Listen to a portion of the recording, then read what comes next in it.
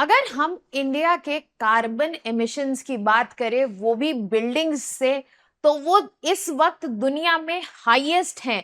और इस वक्त जो ग्लोबल एवरेजेस हैं in terms of such pollution, वो भी इंडिया क्रॉस करने को आ गया है। ऐसी सिचुएशन में क्या है जो इंडिया को हेल्प कर सकता है? वो है high performance buildings. High performance buildings जो हैं वो इंडिया जिस सस्टेनेबल फ्यूचर की बात कर रहा है, जिसमें हम development without compromising the needs of future generation की बात करते हैं, उनका सोल्यूशन है हाई परफॉर्मेंस बिल्डिंग्स। बेसिकली अगर हम यहां पर बात करें तो जो हाई परफॉर्मेंस बिल्डिंग्स हैं, जैसे जैसे अर्बनाइजेशन बढ़ता जा रहा है और उसकी वजह से जो यहाँ पर एनर्जी की एफिशिएंसी जो कम होती दिखी जा रही है और कार्बन एमिशंस फ्रॉम बिल्डिंग्स जो कि बढ़ते देखे जा रहे हैं, India is crossing the global benchmark for the same. ये एक बहुत बड़ा प्रॉब्लम है। इस सिनेरियो में हमें जरूरत है ऐसे सोल्यूशन की, ऐसे इंफ्रास्ट्रक्चर की जो कि एनर्जी एफिशिएंट भी हो, सेल्फ सफिशिएंट हो और साथ ही साथ यहां पर हमारे लिए सस्टेनेबिलिटी भी मेंटेन कर सके। और इस चीज का आंसर देते हैं हमारे हाई परफॉर्मेंस बिल्डिंग्स। आज के सेशन में हम हाई परफॉर्मेंस बिल्डिंग्स के बारे में इन डिटेल बात करने वाले हैं। Hello students, welcome to Chahal academy. My name is Shubhangi Singh और आज हम डिस्कस करेंगे कि क्या है आखिर ये हाई परफॉर्मेंस बिल्डिंग्स, जिनको हम कह रहे हैं कि ये एक बहुत बड़ा स्टेप है इंडिया के सस्टेनेबल फ्यूचर के लिए एंड ये इंडिया के सस्टेनेबल डेवलपमेंट का जो प्रोग्रेस है उसमें फैसिलिटेशन देगा और उसको आसान कर देगा। यहाँ पर मैं साथ ही साथ बताना चाहूंगी कि हमारी तरफ से at this festival, on this festival of Dussehra, Chahal academy to facilitate students, उनकी हेल्प करने के लिए एक डिस्काउंट लेके आया है। It is running a discount so that students are facilitated और फाइनेंशियल इश्यूज की वजह से जो प्रेपरेशन नहीं कर पा रहे हैं उनकी हेल्प की जा सके। यहाँ पर जो फाउंडेशन बैचेस हैं, life foundation batch and recorded batch, दोनों पर ही मेजर डिस्काउंट्स रनिंग है। एंड इन डिस्काउंट्स को आप अवेल करने के लिए लिंक जो कि डिस्क्रिप्शन बॉक्स में दिया उसको यूज कर सकते हैं। और गिवन दिस कोड, आप इस कोड को यूज करके ये डिस्काउंट्स जो है अवेल कर सकते हैं। बढ़ते हैं हम अपने टॉपिक की तरफ। बेसिकली हाई परफॉर्मेंस बिल्डिंग्स हैं क्या? हाई परफॉर्मेंस बिल्डिंग ऐसे स्ट्रक्चर्स हैं जो कि डिजाइन किए स्पेसिफिकली ताकि उनमें मैक्सिमम एफिशिएंसी देखी जा सके इन टर्म्स ऑफ एनर्जी, साथ ही साथ water conservation and occupational comfort. तो यहां पर जब हम बात करें जो एक सस्टेनेबिलिटी की प्रैक्टिस है, जिसमें हम यूजुअली इतने सारी चीजें फैक्टर इन नहीं कर पाते हैं, हाई परफॉर्मेंस बिल्डिंग ऐसे स्ट्रक्चर्स होंगे जहां पर मैक्सिमम एफिशिएंसी सिर्फ एनर्जी यूज में नहीं, वाटर कंजर्वेशन और ऑक्यूपेंट कंफर्ट, जो उसमें रह रहा है उसके लिए लाइफस्टाइल कंफर्ट की बात की जा रही है। तो यहां पर हम कॉम्प्रोमाइज नहीं कर रहे हैं लिविंग स्टैंडर्ड, ऑक्यूपेंट का कंफर्ट कॉम्प्रोमाइज नहीं कर रहे हैं, but at the same time we are making sure कि ये जो ऑक्यूपेंट का कंफर्ट है वो इन्वायरमेंट को नुकसान ना पहुंचाए। तो हाई परफॉर्मेंस बिल्डिंग ऐसे स्ट्रक्चर्स हैं जिनको डिजाइन किया गया है ताकि मैक्सिमम एफिशिएंसी हो एनर्जी यूज में, वाटर कंजर्वेशन में और ऑक्यूपेंट के कंफर्ट में। और ये जो यूजुअल सस्टेनेबिलिटी प्रैक्टिस है उनसे कई हद आगे, कई ऊपर लेवल का कॉन्सेप्ट माना जा रहा है। अब अगर हम बात कर रहे हैं कि एनर्जी एफिशिएंसी में भी मैक्सिमम एफिशिएंसी हम अचीव करना चाहते हैं हाई परफॉर्मेंस बिल्डिंग्स में, तो ये कैसे पॉसिबल हो सकता है? तो यहां पर हम उसके कंपोनेंट देख लेते हैं। सबसे पहले यहां पर बात की जा रही है स्मार्ट HVAC सिस्टम्स की। यहां पर बेसिकली इंटरनेट ऑफ थिंग्स को यूज करके यहां पर उनके सेंसर्स यूज होंगे जो कि वेंटिलेशन को ऑटोमेटिकली एडजस्ट करेंगे ताकि जो एनर्जी यूज है वो मेंटेन हो सके और ऑप्टिमाइज हो सके, और साथ ही साथ यहां पर एयर क्वालिटी है वो भी मेंटेन हो सके। अब यहां पर हम क्या यूज कर रहे हैं? Internet of things based. So basically we are relying on technology to make sure जो एनर्जी यूजेज है और एयर क्वालिटी है वो मॉनिटर हो रहा है, चेंज हो रहा है as per the required required scenarios, यहाँ पे वेंटिलेशन चेंज होगा, एनर्जी यूज चेंज होगा और इंडोर एयर क्वालिटी भी चेंज होगी। उसके अलावा एलईडी लाइटिंग की बात की गई है। एनर्जी एफिशिएंट लाइट एमिटिंग डियोड्स, जिनको हम एलईडीज भी कहते हैं, वो यूज किए जाएंगे। और साथ ही साथ day light harvesting, day light से मैक्सिमम यूसेज जो है, सो दैट सनलाइट से ही डे लाइट के टाइमिंग में हमें यहाँ पर इलेक्ट्रॉनिक लाइट पे डिपेंडेंट ना होना पड़े, ताकि इससे इलेक्ट्रिसिटी कंजम्पशन जो है वो कम किया जा सके। इसके अलावा एडवांस इंसुलेशन की भी बात की गई है। इंसुलेशन जो वॉल्स में होगा वो हाई क्वालिटी होगा, ताकि यहां पर जो हीट ट्रांसफर है, यहाँ पर जो हीट ट्रांसफर है जो वॉल्स से हो जाता है या रूफ से हो जाता है, वो कम हो, जिसकी वजह से HVAC जो हमने स्टार्टिंग में बात की, उसकी वर्किंग पे लोड ना पड़े, उसका यूज जो है मिनिमाइज्ड रहे। सो यहाँ पर highly insulated roofs and walls बनाई जाएंगी, ताकि हीट एक्सचेंज, जो हीट ट्रांसफर होता है बाहर से, वो मिनिमम पर ही रिस्ट्रिक्ट किया जाए। ये तो बात हो गई हमारी एफिशिएंसी की इन टर्म्स ऑफ एनर्जी। अब हम बात करते हैं इंडोर एनवायरनमेंट की, जो कि ऑक्यूपेंट के लिए एक बहुत ही बड़ा कंसर्न होता है। तो इंडोर एनवायरनमेंट में सबसे पहले एयर क्वालिटी जो है वो मेंटेन की जाएगी यूजिंग एडवांस फिल्टरेशन सिस्टम, जिससे पोल्यूटेंट्स हट जाएंगे, ताकि वहां पर क्लीन ब्रीदेबल एयर हो फॉर ऑल द पीपल, जो भी लोग उस बिल्डिंग में रिसाइड कर रहे हैं। उसके अलावा अकूस्टिक्स का इस्तेमाल होगा, जहां पे साउंड को अब्सॉर्ब करने वाले मटेरियल्स और साथ ही साथ स्मार्ट पार्टीशनिंग, ताकि यहां पर नॉइस पोल्यूशन जो है वो रिड्यूस हो जाए और जो भी ऑक्यूपेंट्स हैं इस बिल्डिंग के, उनका कॉन्सेंट्रेशन जो है एनहांस्ड रहे। तो यहाँ पर जो ऑक्यूपेंट कंफर्ट है उसके जोन को भी फैसिलिटेट करने के लिए सारी फैसिलिटीज बनाई जाएंगी हाई परफॉर्मेंस बिल्डिंग्स में।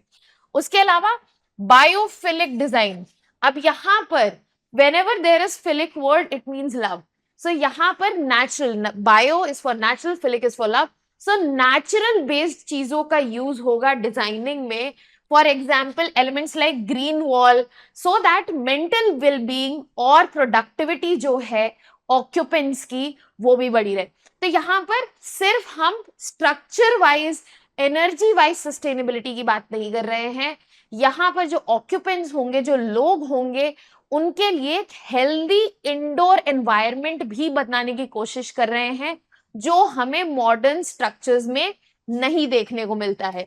तो यहाँ पर दोनों चीजें जो हैं वो एड्रेस हो रही हैं।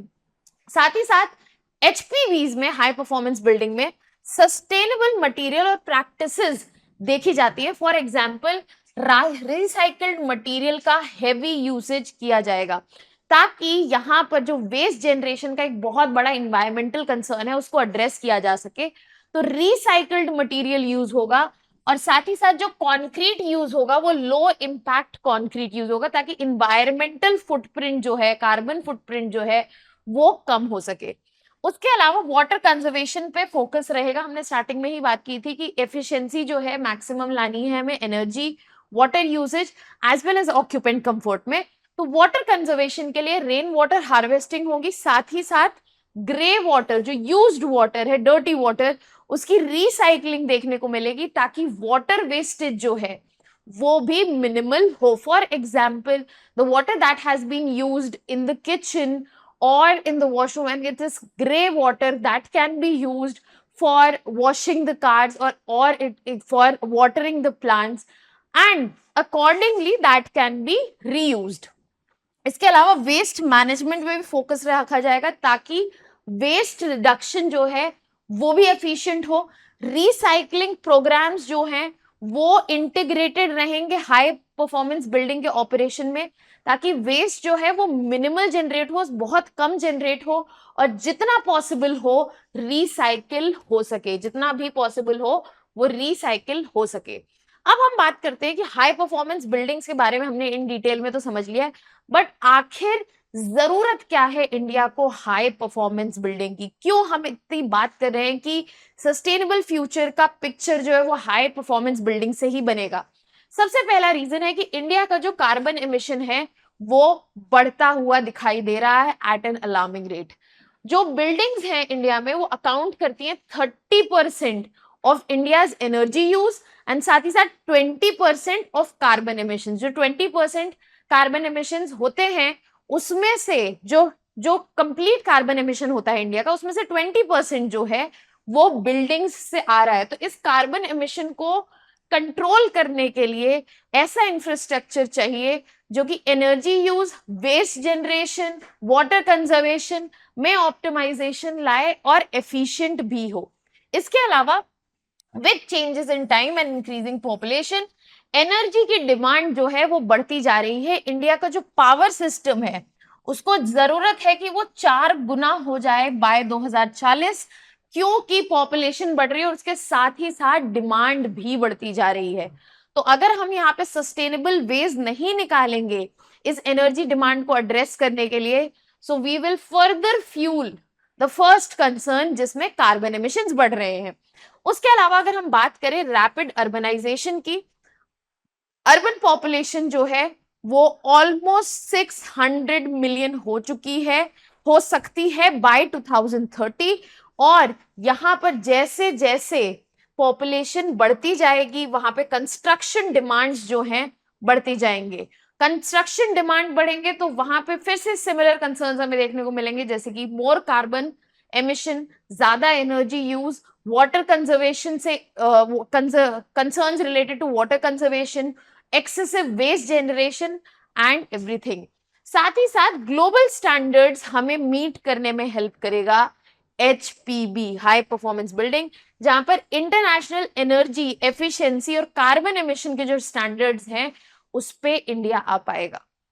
सो गिवन कि इंडिया का कार्बन एमिशन जो है बढ़ता जा रहा है, एनर्जी डिमांड बढ़ती जा रही है, अर्बनाइजेशन तेजी से हो रही है, जरूरत है ऐसे स्ट्रक्चर की जो इन कंसर्न्स को एड्रेस करे और साथ ही साथ फैसिलिटेट करे कि इंडिया का जो इंफ्रास्ट्रक्चर है वो ग्लोबल लेवल, ग्लोबल स्टैंडर्ड्स का हो और साथ ही साथ environmentally safe, sound and conservative हो।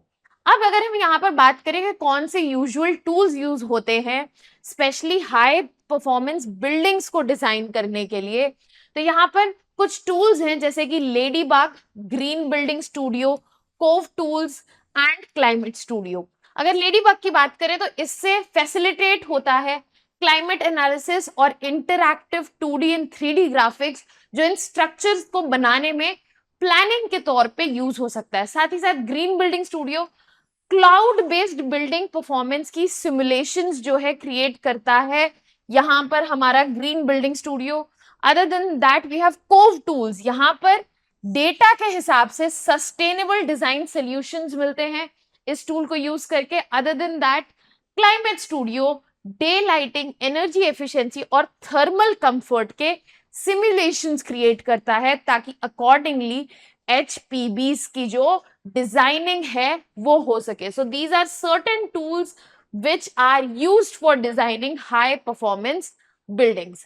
अब अगर हम बात करें तो क्या HPBs एक नया कॉन्सेप्ट है इंडिया में? यस, बट यहाँ पे कुछ नोटेबल बिल्डिंग्स हैं जो हाई परफॉर्मेंस बिल्डिंग है इंडिया में। सबसे पहला हमारे पास है उन्नति बिल्डिंग जो कि ग्रेटर नोएडा में है।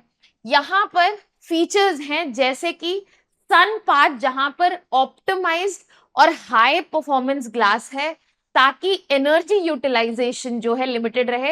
ये जो ग्लास लगाया गया वो इसलिए लगाया गया कि डे लाइट आवर्स में डे लाइट को हार्नेस किया जा सके, यूज किया जा सके और एनर्जी यूटिलाइजेशन जो है, एनर्जी डिमांड जो है वो कम रहे। साथ ही साथ वी हैव इंदिरा पर्यावरण भवन जो कि नई दिल्ली में है।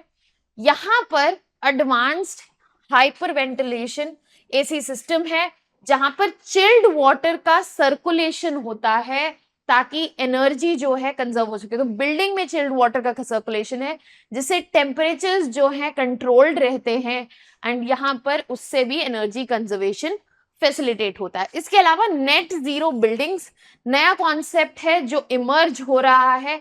ये वो बिल्डिंग्स हैं जहां पर ये जितना भी कार्बन एमिशन जनरेट करती हैं, जितना भी कार्बन एमिशन जनरेट करती हैं उतना ही उसको ऑफसेट करती हैं कि जितना वो कंज्यूम कर सकती हैं उतना ही उसको जनरेट करे, ताकि वो रिसाइकलिंग एनर्जी एफिशिएंसी मैनेजमेंट से वो मैनेज हो सके. For example, if they are generating 10 units of carbon emission, then they are trying to offset that 10 units in some way or the other.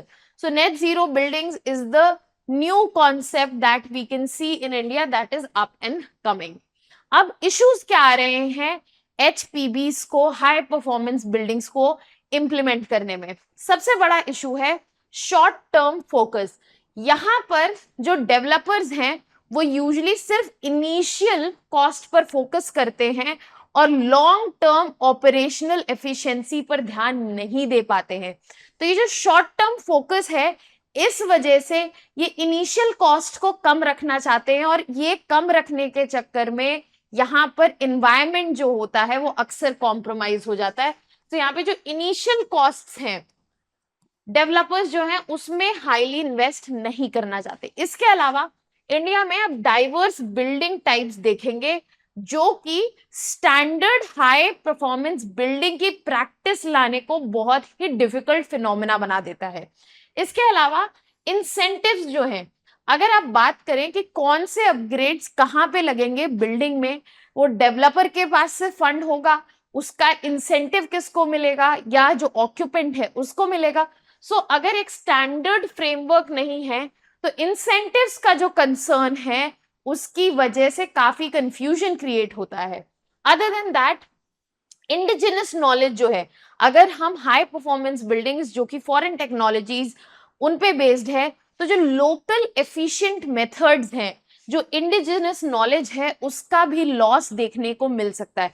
So these are the certain challenges जो high performance buildings जो हैं face कर रही हैं.